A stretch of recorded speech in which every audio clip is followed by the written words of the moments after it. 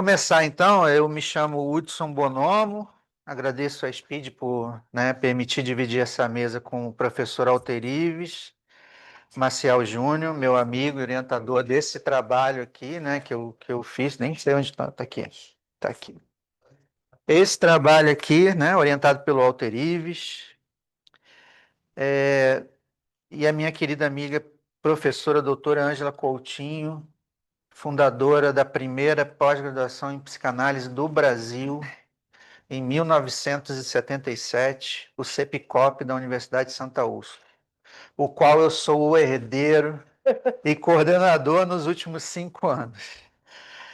Se não fosse por ela, provavelmente eu não conseguiria, né? Vim para a SPID pela transferência com os dois, que estão aqui, pelo convite gentil do Roberto Naar, o acolhimento de André Avelar e a generosidade clínica do saudoso Leon Capella, que me faz muita falta.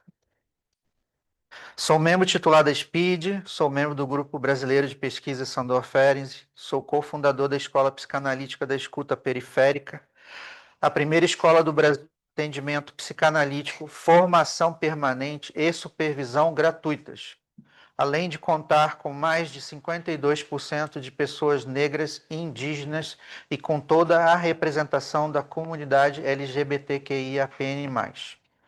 Esperamos, em 5 anos, ter a primeira gira desde o atendimento ao quilombo, e a alegria de ver uma quilombola atendendo no seu próprio quilombo com a psicanálise que respeita e inclui as suas matrizes originárias.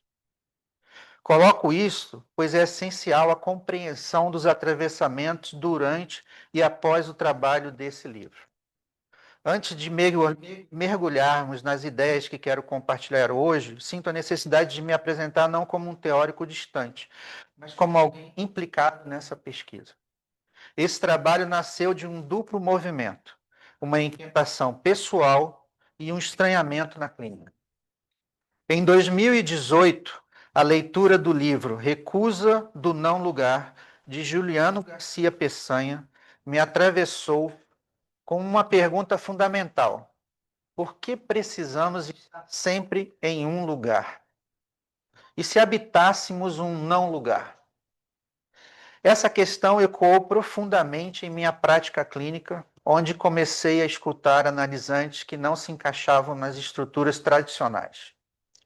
Eram sujeitos que navegavam entre identificações transitórias, usando as ferramentas que lhe eram significantes: as drogas, jogos, avatares digitais, espiritualidades, esvaziamentos, mas que se angustiavam profundamente ao sentirem-se capturados por qualquer uma delas.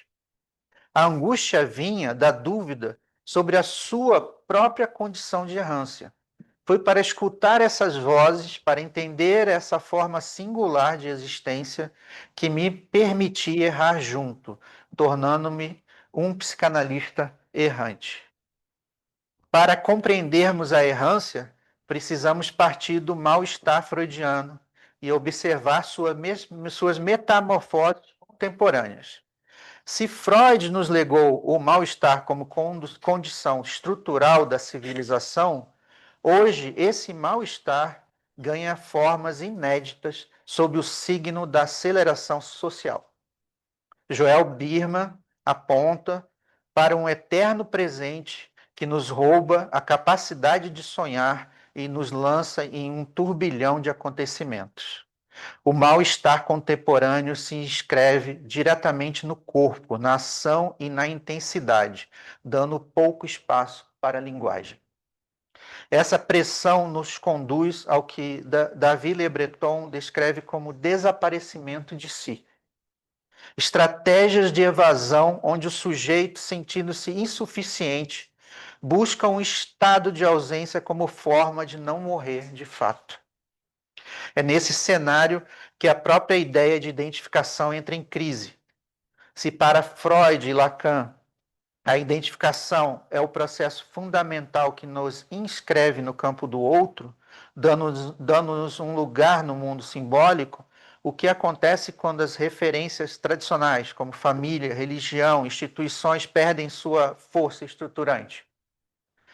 Christopher Lasch, já nos anos 70, diagnosticava a cultura do narcisismo como uma sociedade assombrada não pela culpa, mas pela ansiedade, onde o indivíduo desprovido de referências sólidas volta-se para si numa busca incessante por autoaprimoramento. Hoje, essa lógica se radicaliza no que Byung-Chul Han descreve como sociedade do desempenho, onde somos sujeitos de desempenho, que se autoexploram sobre o imperativo do sim, nós podemos. A tecnologia digital intensifica esse quadro, inserindo-nos no que Han nomeia enxame, uma aglomeração competitiva por atenção, onde otimizamos perfis numa busca incessante por visibilidade. Vivemos em condomínios digitais algorítmicos, que prometem conforto identitário, mas cobram em troca a imobilidade subjetiva. É em resposta a essa configuração que emerge a figura do errante e o conceito central desse trabalho, a errância. Importante situar que errância não é vaguear sem rumo, pelo contrário, é um ato consciente de resistência à captura pelos dispositivos contemporâneos. É uma ética do real. O errante é aquele que recusa as identificações fixas e opta por um processo de constante mutação através do que eu denomino nesse trabalho como identificações hiperdinâmicas. Ele se move de forma provisória entre identidades, usando as ferramentas disponíveis, mas sempre pronto para a fuga ou ruptura quando sente a ameaça de ser fixado em um lugar. Seu espaço de existência não é um lugar antropológico, carregado de história e relações, mas um não lugar, um espaço topológico, virtual e psíquico, onde pode explorar e criar formas de subjetivação mais autênticas. Para o errante, o não lugar não representa ausência, mas potência, um espaço onde se pode sustentar a posição de um nada, para a partir daí vislumbrar possibilidades. A errância opera como ética do real lacaniano, não como imperativo moral, mas como aceitação da finitude e busca por um possível diante do impossível. É uma estratégia para lidar com o gozo e a pulsão de morte que paradoxalmente anima a vida. Mas se a errância é resistência, por que o errante procura análise? Ele a busca no momento do terror, quando a desconfiança nos dispositivos se torna insuportável. Quando a angústia do real se impõe e as linhas de fuga parecem se fechar. Isso exige de nós, analistas, uma reinvenção fundamental. A clínica tradicional, com seu setting rígido e busca por enquadrar o sujeito em estruturas diagnósticas, corre o risco de se tornar apenas mais um dispositivo de captura do qual o errante precisa escapar. A clínica para o errante deve ela mesma tornar-se errante. Isso implica uma ética da escuta que acolhe o silêncio, o vazio e o excesso. Significa adotar a elasticidade da técnica que Sandor Ferenczi nos ensinou, abandonando a hipocrisia profissional para se sentir com o analisante numa mutualidade expressiva genuína. Fundamentalmente, implica uma clínica orientada pelo cuidado de si Foucaultiano, uma prática Foucaultiana. Uma prática, quem me ensinou isso foi esse cara aqui, né? Uma prática que não visa curar o errante no sentido adaptativo, mas oferecer-lhe uma âncora temporária, um lugar seguro e transitório onde ele possa elaborar um cuidado de si, fortalecer-se para, se assim desejar, retornar à sua errância. O errante não precisa da psicanálise, mas a psicanálise precisa do errante para sair de seu lugar de conforto. A função do analista com o errante talvez seja essa: andar no bolso de seu analisante como um objeto precioso e discreto, sustentando a possibilidade de que ele mesmo se adote e encontre um caminho singular em meio ao impossível. Não se trata de normalização, mas de hospitalidade para aqueles que habitam não lugares topológicos. Mas aqui preciso fazer uma pausa e compartilhar com vocês algo fundamental que aconteceu após a publicação do livro, uma descoberta que transformou completamente minha compreensão da errância e me forçou a continuá-lo como em qualquer processo de estudo teórico clínico. Por muito tempo, pensei que a errância fosse uma condição da contemporaneidade. Acreditei que vivíamos todos numa era de identificações hiperdinâmicas, onde sujeitos perdiam pertencimento às estruturas tradicionais e precisavam aprender a habitar o não lugar da modernidade líquida. Mas essa era uma leitura burguesa e colonial da errância. A minha leitura foi burguesa e colonial da errância. Isso aqui. E isso aqui faz parte desse processo que anda, né? Então, só se descobre fazendo isso, né? A errância que eu havia teorizado era aquela que afeta sujeitos que perderam algo que eles antes tinham: estabilidade, pertencimento, referenciais sólidos. Era uma errância melancólica, nostálgica, que busca restaurar uma ordem perdida.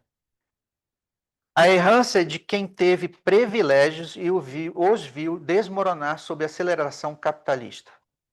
Uma errância que se lamenta nos consultórios de bairros nobres, que se teoriza nas universidades, que se resolve com ética do real lacaniano.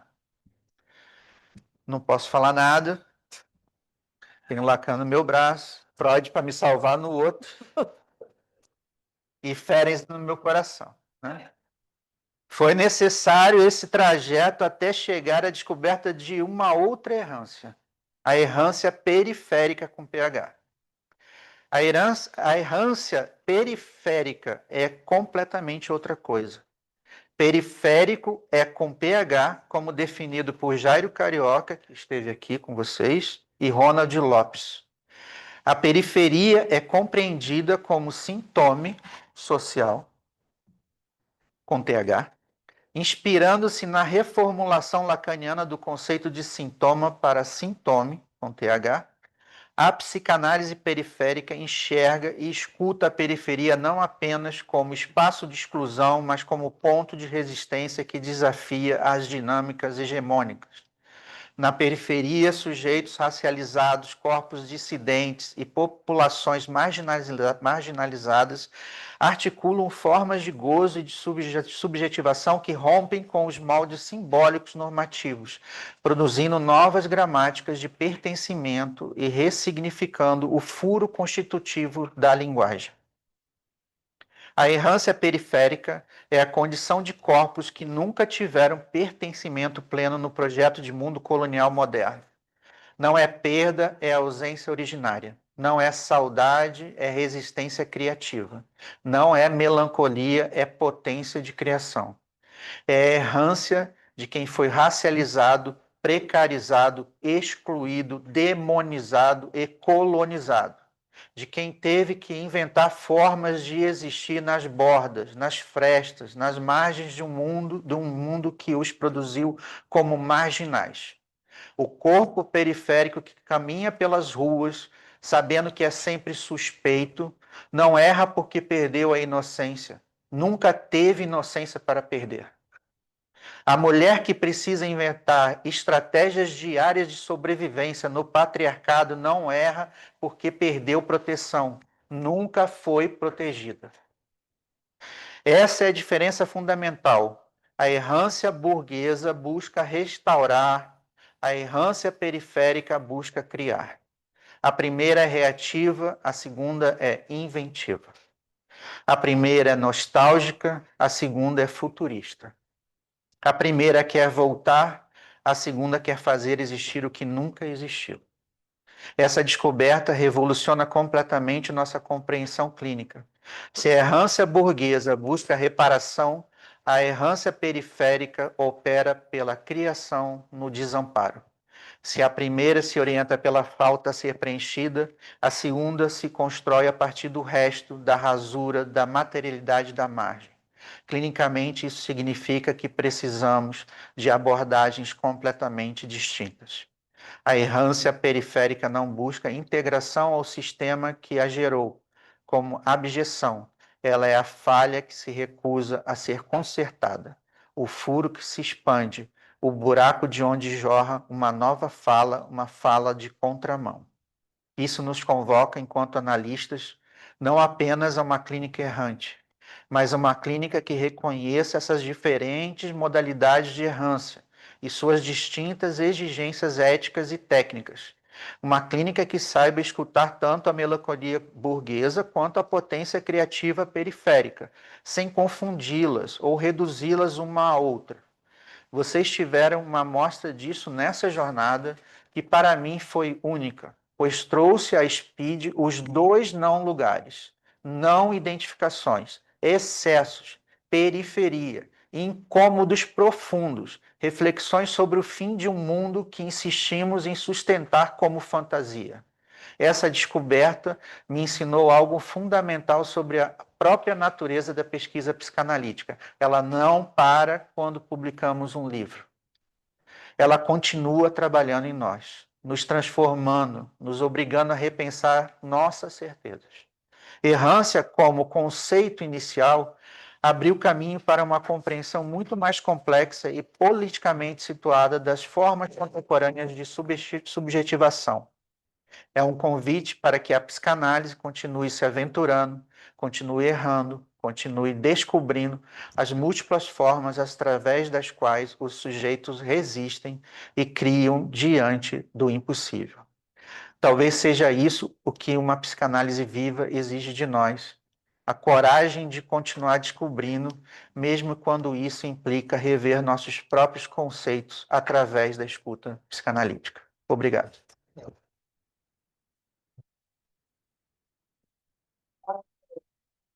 Só para não ficar ruim para o livro, esse é o próximo livro, que vai sair até o final do ano, né?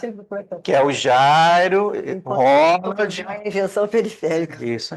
É o inconsciente. Então, na realidade, depois eu vou sortear. Isso aqui é vai ter a minha assinatura do lado. Vocês vão ganhar o livro quando sair, 2 pessoas. E esses livros vão ser sorteados também pelo número da pulseira que vocês têm. Eu tô sem pulseira. Aí, esse livro aqui, que é do Alter Ives, é meu. E ele vai autografar. Mas quem não comprou, tem poucos exemplares ali. São os últimos, tá? Esse livro aqui que eu trouxe para ele autografar não tem mais. Eu gastei uma fortuna no sebo para comprar esse livro. Tá? Está esgotado. Esse aqui vai esgotar. Aproveita que está ali fora, tá? E comprem. Esse aqui é o livro que eu faço parte com ele, que ele vai falar agora. Tá? De ética, que eu venho trabalhando e na Speed há muito tempo, né?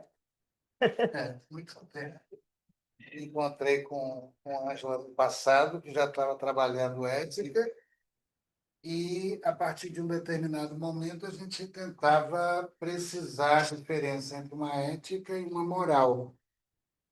E essa pista foi dada, primeiramente, por Foucault, e Ângela reitera, trazendo Foucault para a clínica, que é a diferença entre uma escolha forçada e uma regra facultativa ou escolha facultativa.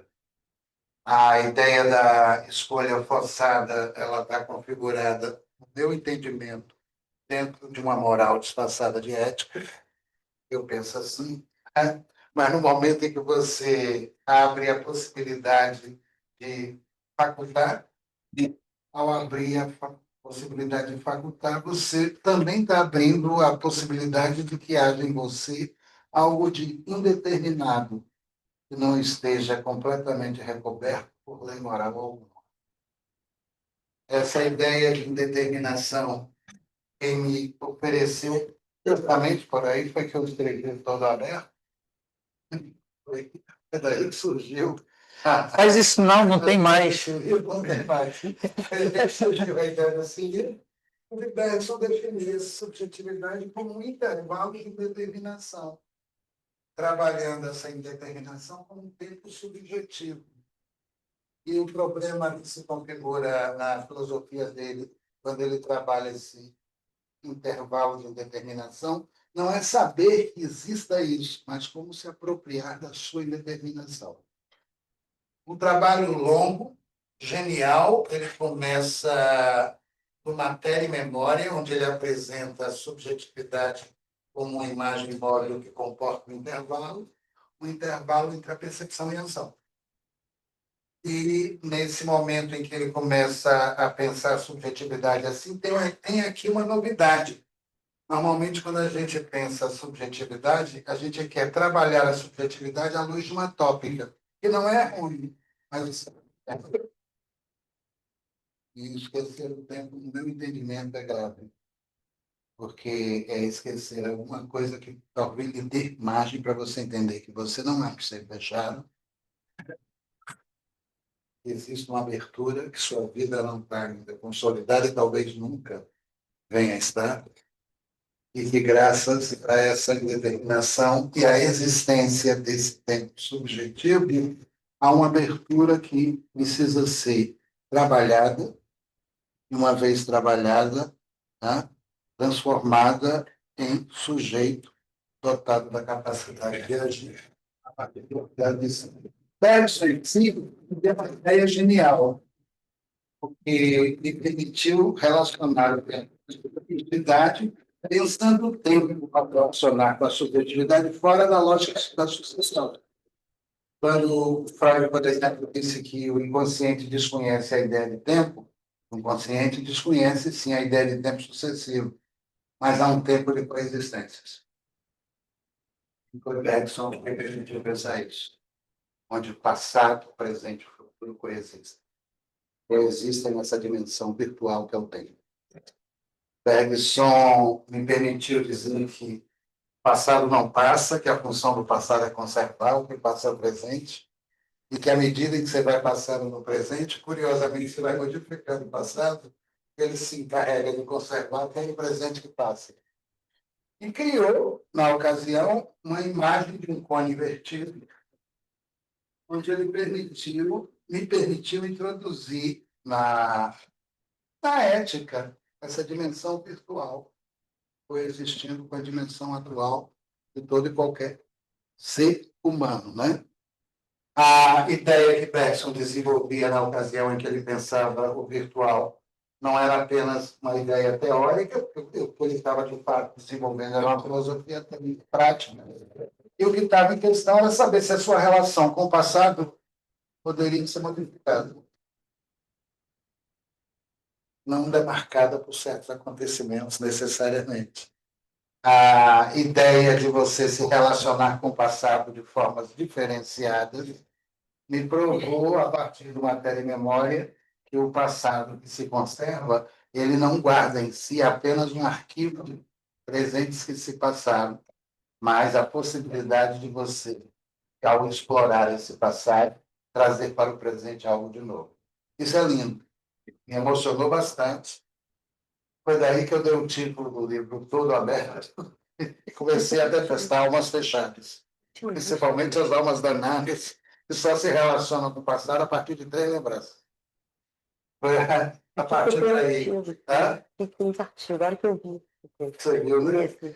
Tem esse artigo teu também? Tem artigo dela também. A partir daí eu comecei a ver que a gente poderia trabalhar em determinação na clínica e trabalhar em determinação na clínica no set analítico. Mas não é a indeterminação enquanto dilatação de um tempo, mas a dilatação de um tempo como pensamento. E se a possibilidade de trabalhar a indeterminação na clínica for de fato real, e eu acredito que seja, e ninguém sabe lidar com virtual, tá? Talvez aí a gente encontre a possibilidade de pensar uma ética. Uma ética, Bergson, eu trabalhei já há 30 anos e recentemente, a ideia do intervalo de indeterminação voltou, e a gente vai fazer constar na próxima coletânea, que a gente vai lançar no que vem. Férias e a gente está trabalhando tempo. Né, Ângelo? Já participa do coletânea. E ele também. Ele está inventando modalidade. Você pensar que eu vou falar, eu vou se surpreender. Olha lá, não vou falar hoje, não. É surpresa no próximo volume. Mas o que está em questão é que, no momento em que a gente começa a pensar esse intervalo de determinação, sua vida não está pré-definida, porque ela é inacabada. E se ela não está pré-definida, talvez a grande luta seja contra essas marcas que criem em você a convicção de que você é assim, nasceu assim, vai ser sempre assim, tá? E o trabalho efetivo que você faz de si. Alguém me perguntou aqui, talvez exija inicialmente que você desconstrua todo o entulho moral que colocaram em você. Para mim isso é fundamental, tá? A gente suporta desaforos os mais enlouquecidos pelo fato de afirmar um pensamento diferente, porque a grande maioria não suporta pensar na diferença porque busca sempre alguém que lhe dê referência, né? E suportar pensar de um lugar diferente não é suportar tão somente o desaforo que vem do outro, é bancar essa diferença como sendo necessária e urgente para você. Afinal de contas, há em todo e qualquer ser humano, gostando ou não da hipótese, nem falo tese, uma singularidade em cada sujeito. E é necessário que esse sujeito possa dar uma direção a esse desejo singular. Tá? Encontrei, curiosamente, deixa eu passar a palavra para você, encontrei curiosamente isso, mas dentro de uma perspectiva Foucaultiana. A ideia de sujeito singular trabalhada em Lacan a partir do Seminário 20. Vocês devem pensar que a partir do Seminário 20, mais ainda, o Lacan começa a falar de Lalande e Parlet, Fallacer, e começa, ao falar do Fallacer, a trabalhar uma ética do bem-dizer, que vai aparecer no Seminário 23, que é o Saint-Homme com TH. E a identificação do Fallacer pelo seu sintoma fundamental, que eu ainda não entendo que merda é. Sintoma fundamental? Não sei. Assim, sintoma fundamental, ainda estou buscando. Eu acho que eu não tenho fundamento. Acho que não tem fundamentos. Sintoma fundamental é uma coisa meio exagerada. Mas a ideia de você poder se relacionar com o ser para poder bancar a sua singularidade me parece ser profícua. E parece ser profícua exatamente no momento em que a gente parte clinicamente da ideia de que todo mundo tem uma dimensão singular em si. E que essa dimensão singular em si não pode ser recoberta por um universal. Não tem como. Não há como um universal definir para você a sua maneira correta de agir.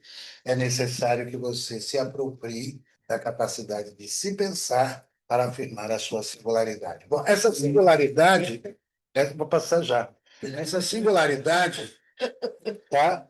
Essa singularidade não é difícil, não. É o sujeito singular que deita no teu divã. É em que, em relação à singularidade que ele acha que ele está sempre no erro. Que a generalidade está certa, que é singular. Esse sujeito singular é o sujeito concreto com o qual você conversa, que ele diz: tem algo de errado comigo, porque eu não penso como a grande maioria pensa.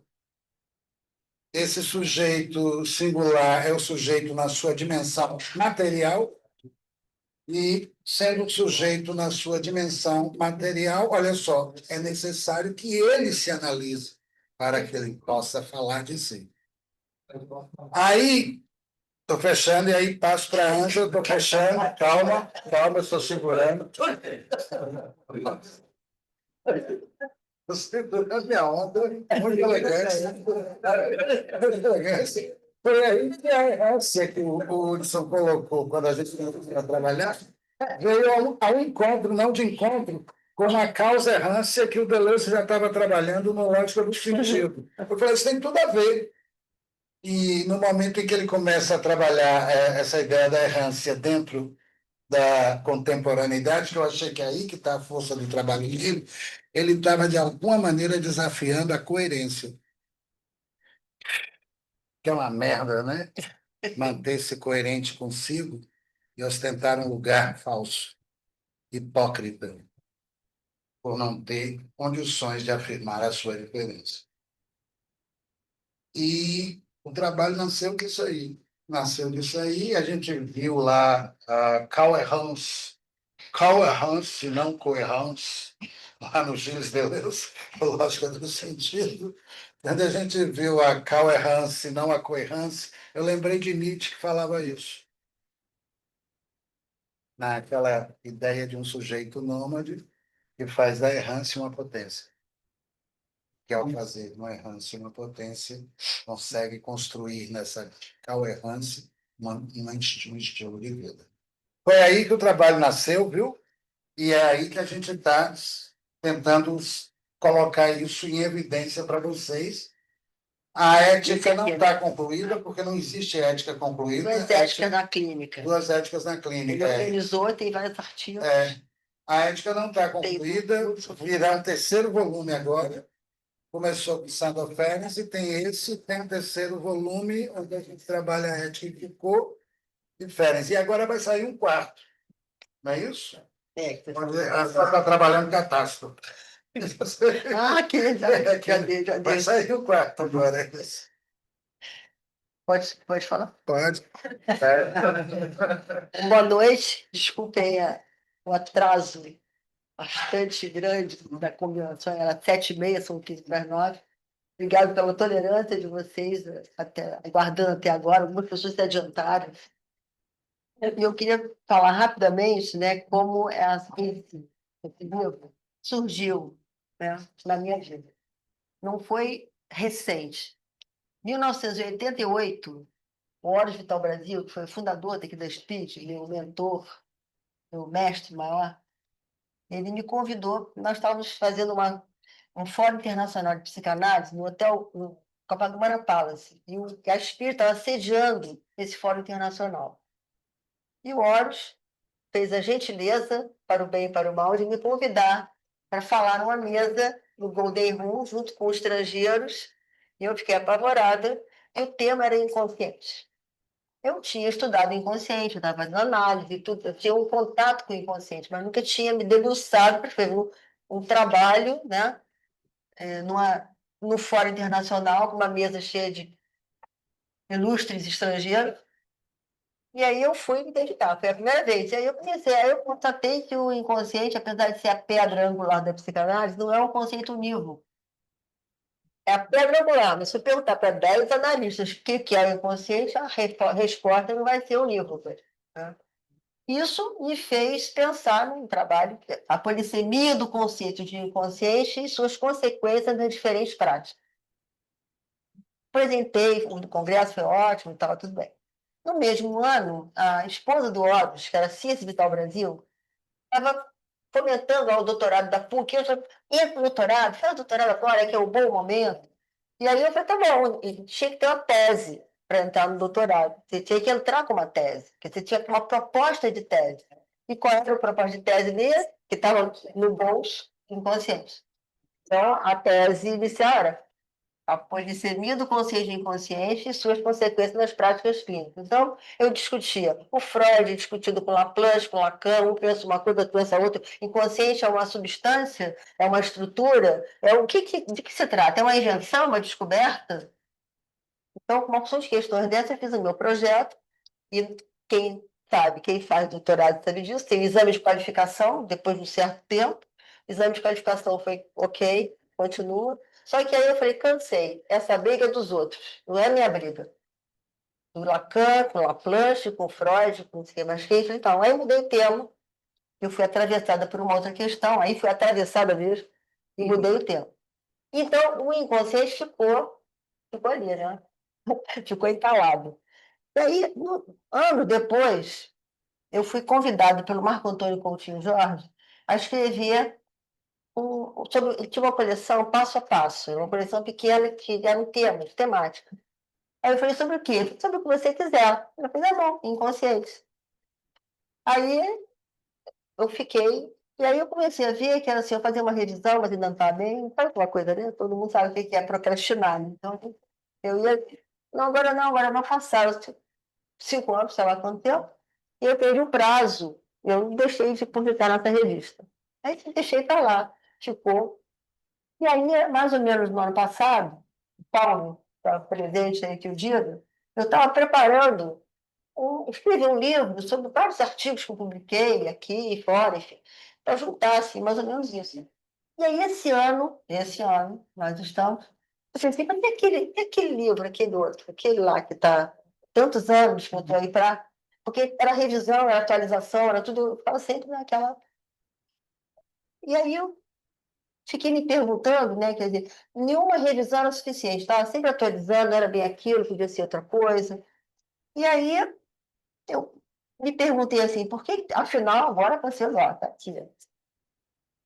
Mas por que será que demorou tanto tempo para eu concluir esse livro, né? Então, uma pista, a primeira pista é o próprio tema, né? E o modo como eu escolhi desenvolver o tema. São duas questões que falam da dificuldade. O primeiro seria o meu percurso como analisanda, analista e pesquisadora. Olha que barra vedada, né? Porque na minha primeira experiência com o inconsciente, eu fiquei me lembrando disso quando eu estava preparando essa apresentação. Porque a gente ouve falar que negócio de inconsciente, mas atravessada pelo conceito de inconsciente, pela experiência do inconsciente, é uma coisa única na nossa vida. Então, vou contar como é que foi. Eu estava na PUC, enfim, e achava que eu era uma pessoa esperta, curiosa. Então, eu não precisava fazer análise, porque análise é para quem não tem essa pesquisa de si. E eu tinha isso desde pequenininha, que eu era curiosa e tal, achava que estava tudo certo. Até que, lá na PUC, tinha uma disciplina eletiva que se chamava Desenvolvimento Interpessoal, Sensitivity Training. Eu fiz parte. No Sensitivity Training, é como se nós fôssemos comparados a um cubo. Cada aresta do cubo é o que eu sou, o que eu mostro que eu sou, o que o outro vê em mim, o que eu sou no fundo, enfim, eram várias arestas. E o objetivo desse grupo era um semestre. Era você aumentar as arestas de conhecimento de você, né? Você saber o que o outro acha, o que não acha. No final desse semestre, o feedback que eu recebi sobre mim não correspondia em nada ao que eu achava de mim. Aí eu fiquei assim, eu poderia ter falado, eles não sabem de nada. Não, eu falei, nossa, eu não sei de nada. Aí eu descobri ao vivo o que o Freud fala, que o eu não é senhor na sua própria casa.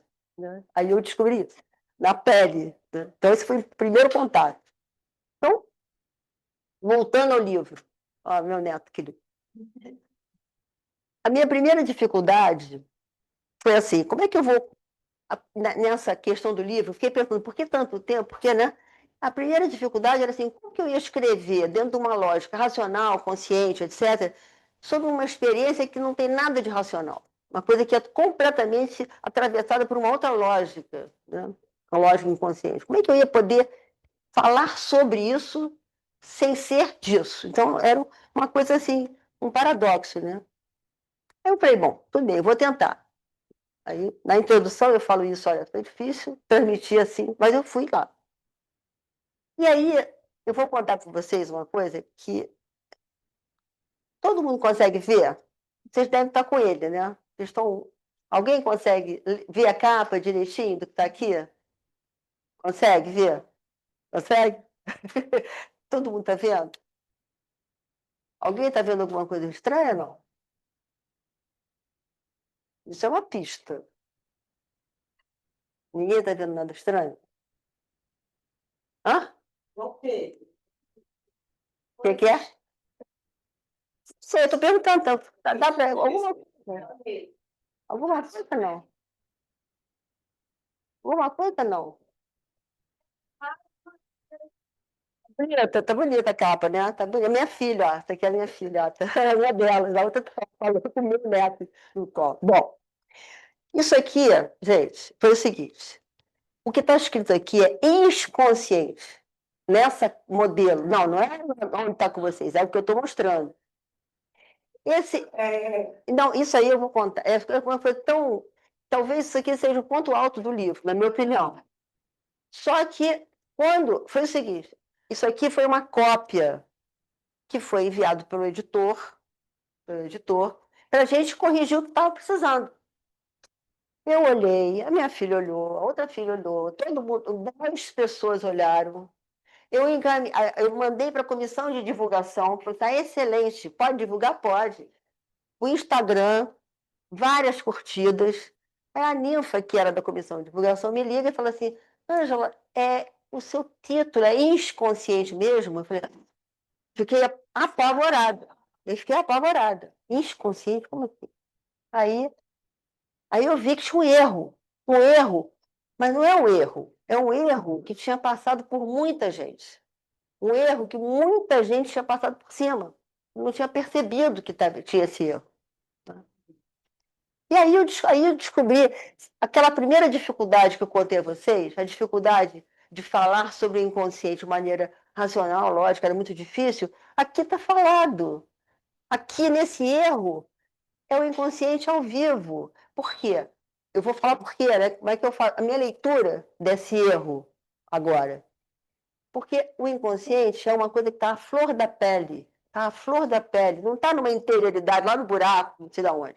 À flor da pele, só que ninguém vê. Não é visível ao olho nu. Você olha. Alguém está notando? Tem uma praia, tem não sei o quê, tem um sol, tá bonita a capa. Ninguém repara. Não, não é praia, não, é mar. É o mar. Bom, a praia sabe-se lá. Claro, é pele, exatamente, é pele. Mas, enfim, ninguém repara. Repara bem, acabou aqui o mar, o sol. E nem eu, nossa, ninguém. Então, o inconsciente é exatamente essa coisa, a flor da pele, e que é invisível à percepção. Invisível, a não ser quando você aponta. Olha aqui. Agora, ninguém vai deixar de olhar esse S a mais que tem aqui. Quando a gente faz análise, a gente alegremente vai falando coisas, né? De repente comete um ato falho. A gente, me enganei. Queria ir embora, estou dizendo que chamei você de Ângela e era Maricota, sei lá, qualquer coisa assim.